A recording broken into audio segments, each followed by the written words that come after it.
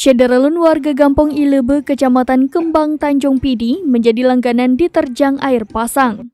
Talut yang dibangun menggunakan APBG di pinggiran aliran Sungai Ilebe telah hancur dihantam ganasnya pasang air laut. Selain itu, saat banjir terjadi membuat air sungai meningkat menghantam perkampungan warga Gampong Ilebe. Mulut Kuala Pasi Ilebe telah dangkal yang menyebabkan perahu nelayan tak bisa masuk melalui mulut Kuala Pasi Ilebe. Amukan pasang air laut hingga banjir yang terus-menerus dirasakan warga Gampong Ilebe akibat belum dilakukan pemasangan batu pemecah ombak di bibir sungai.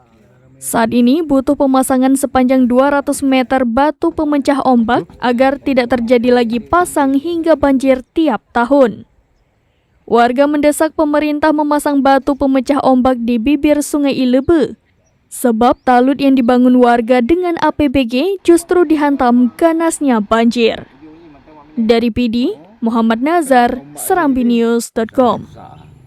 Soalnya kan kalau musim penghujan, sungai meluap ini kemungkinan bisa putus.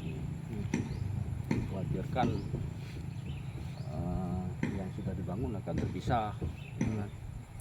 Berarti selama ini memang anggaran desa bahkan ini sudah 2 kali dibuatnya.